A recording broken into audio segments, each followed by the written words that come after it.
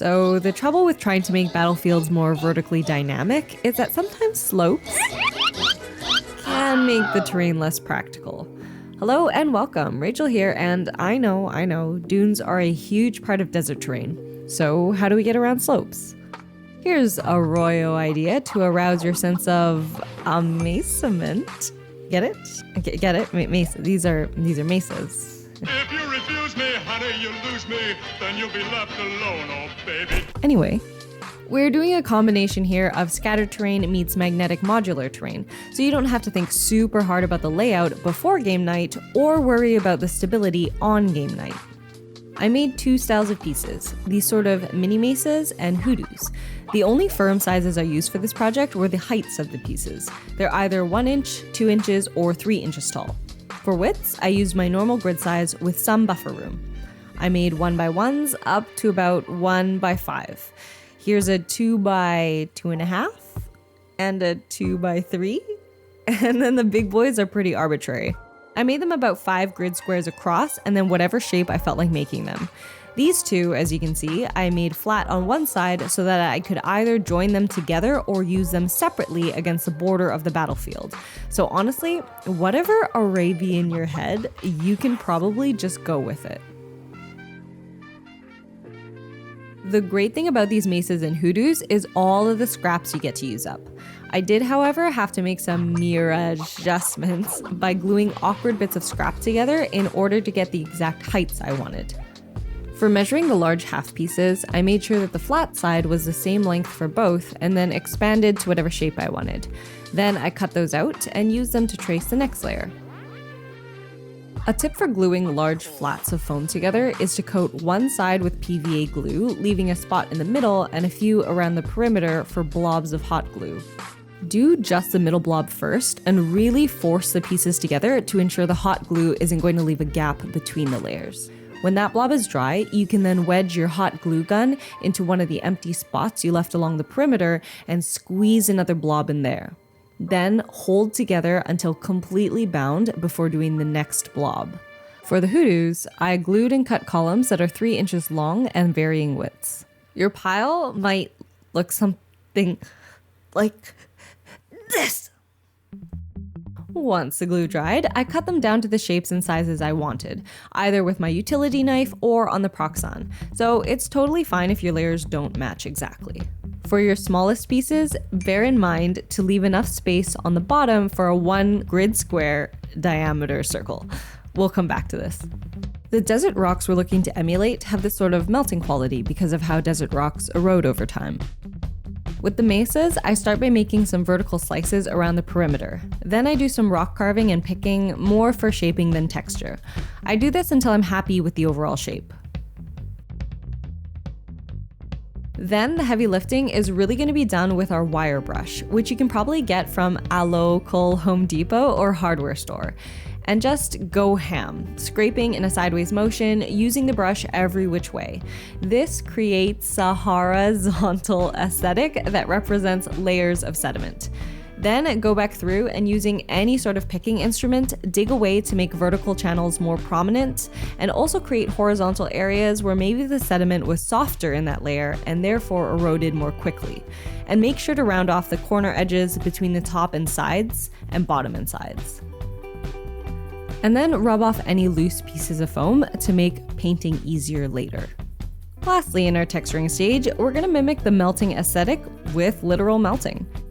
You can use a heat gun if you have it, but I found a lighter easiest to use because you get a nice concentrated heat area. We're primarily going to melt along the top edge, but you can also melt some of your divots and crags. For the hoodoos, I used similar carving techniques as the mesas, but making the tops and bottoms significantly narrower. I went lighter on the wire brush, being selective about where I used it, and being sure to leave flatter areas which I textured with some classic rock bashing. I also only used the lighter on some areas around the sides since I didn't want to melt down the small tops and bottoms. From here, we're on to magnetizing. When I was making these mini mesas, I knew that I wanted the stability that magnets provides, but I needed them to still be flexible in placement, especially for replicating desert arches. It took me a while to find an appropriate solution, but what I settled on is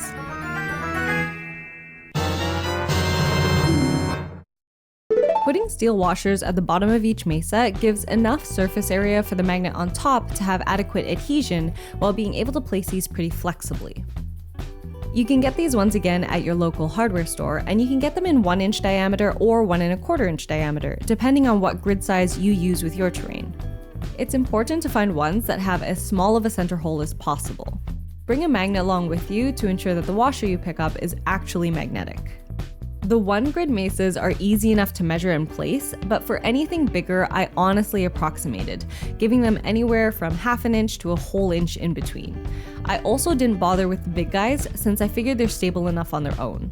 And even if you choose not to magnetize, by making them more heavy, they also become most stable.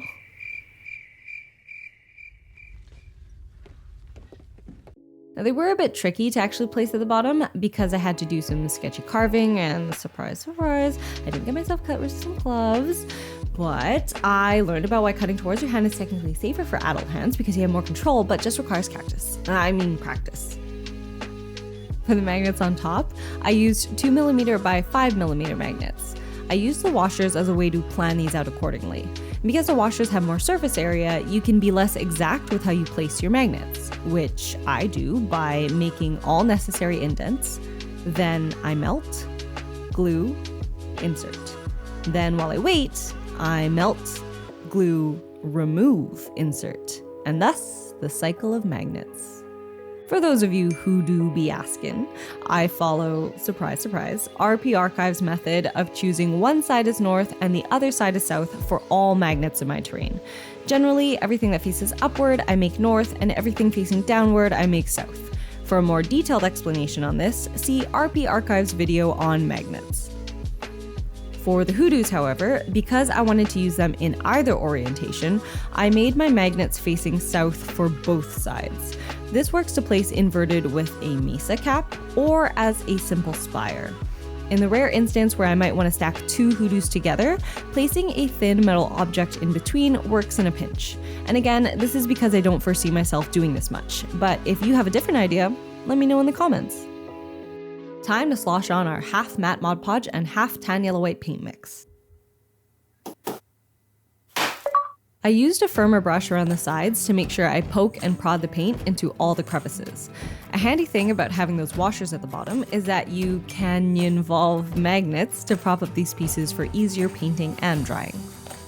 Once dry, I give them a dusting of 2:1 grout to Rae'chel sand mix. I coat the top in my sand glue mixture and use a small sieve to evenly sprinkle the grout mix on top.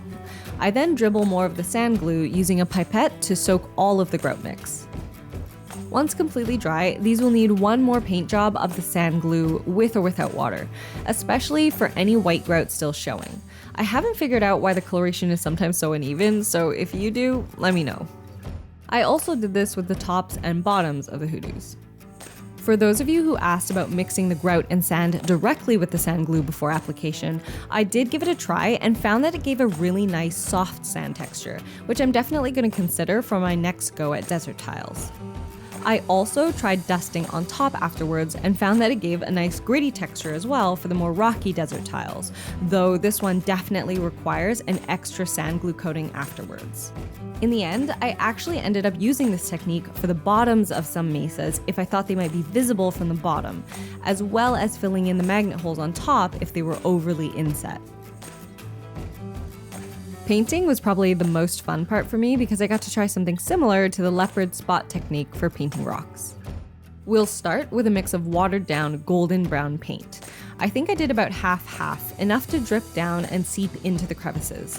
Load up your brush, pick an indentation or crevice higher up, and then let gravity do the work for you. Rocks tend to erode from wind blowing against and water streaming along the surface, so this technique mimics that process really well. I did this in sections and wet blended some of the paint edges with just water to give a nice soft gradient. Then, once partially to fully dry, we do a second darker wash. I used burnt umber this time, and instead of wet blending, gently dabbed with a paper towel to prevent too much of this wash from covering up the golden brown below. After that's all completely dry, I dry brushed with the tan yellow white paint mix. The dry brushing techniques I used here are originally derived from faux hammer. I did 2 coats of dry brushing with the same color as my base because desert rock formations are quite soft and round looking, and dry brushing with a lighter color would emphasize the edges, making them look hard and jagged. Painting the hoodoos is very similar, except I let the wash drip every which way and kept the dark wash to just the areas with cracks and crevices. And those are the foundations of the system. But there are so many ways you can play around with it. You can make a larger hoodoo with a washer at the bottom, a 2-inch tall bulging mesa, or a rounder arch top. Go, play. And hey, if you're like, I'd like to go assist her video making endeavors, I have a Patreon where you can do just that. Until next time, check out this video.